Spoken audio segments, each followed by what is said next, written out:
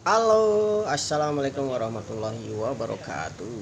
Jumpa kembali dengan saya Indonesia Outdoor Channel. Salam jumpa teman-teman. Bagaimana kabarnya? Mudah-mudahan baik saja. Dan yang kerja di pertambangan mudah-mudahan selalu dalam keadaan sehat, selamat dan dilindungi oleh Tuhan yang Maha Kuasa.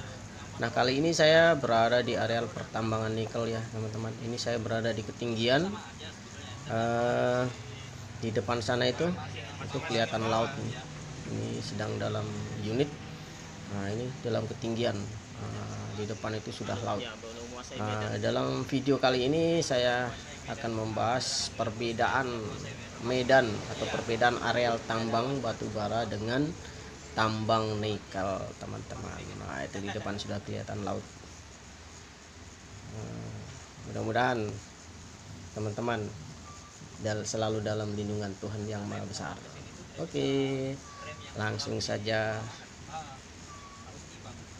ditonton videonya sampai selesai.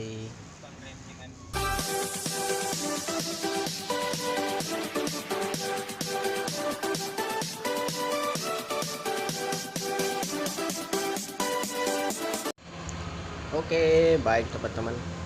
Mungkin ini satu pemandangan yang tidak asing lagi bagi teman-teman yang bekerja di pertambangan. Nah, ini adalah areal pertambangan batu bara. Secara garis besar dan pada umumnya batu bara itu berada di dalam tanah, yaitu atau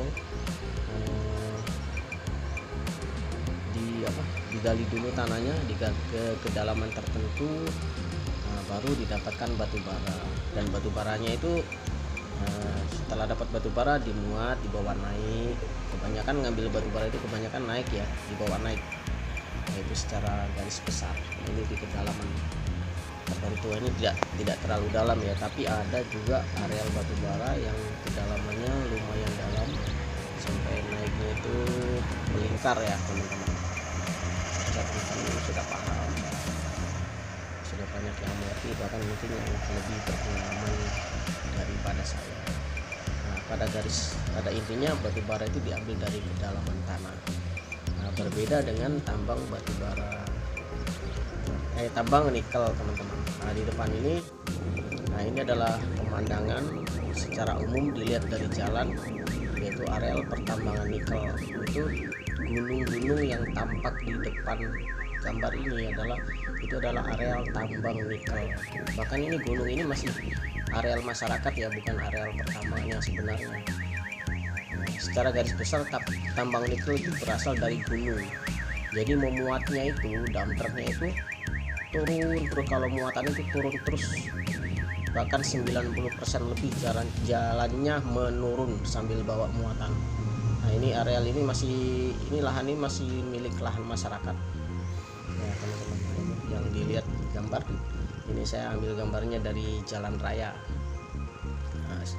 Nah, tambang yang sebenarnya yang milik perusahaan itu yang ini teman-teman, yang ada garisnya itu ya, yang ada garis-garisnya itu yang di sudut. Nah, ini, itu bahkan di balik gunung itu masih banyak jalan di sebelah gunung. Nah, ini saya zoom ya. Nah, itu di atas itu, itu lumayan tinggi itu milik perusahaan. Nah, kalau yang di depan ini tidak terlalu tinggi, ini lahannya milik masyarakat yang diolah.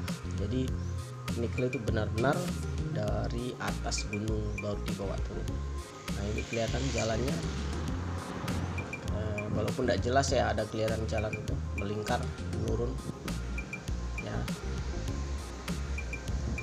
Itu secara garis besar bedanya tambang batu bara dengan tambang nikel. Jadi kalau nikel itu memang benar-benar diambil dari atas gunung. Nggak tahu gimana sejarahnya, gimana asal usulnya, kenapa nikel itu berada di puncak ya. Dimana-mana tambang nikel itu selalu keberadaannya berada di puncak, dan ya lumayan ekstrim jalannya. Jadi teman-teman yang bekerja di sini pastikan rem berfungsi dengan baik. Minyak rem, kalau pakai minyak rem nggak boleh kurang. Kalau angin ada yang bocor segera diperbaiki, karena memang betul-betul membawa muatan itu jalannya turun 90% turun. Dan turunnya itu bukan main-main ya. Orang turun tuh ya beraninya pakai gigi 3, gigi 4, nggak bisa pakai gigi tinggi ya, karena memang tidak bisa hanya mengandalkan rem. Kalau remnya panas bisa blong atau bisa pecah hos. Jadi tidak boleh semata-mata mengandalkan rem.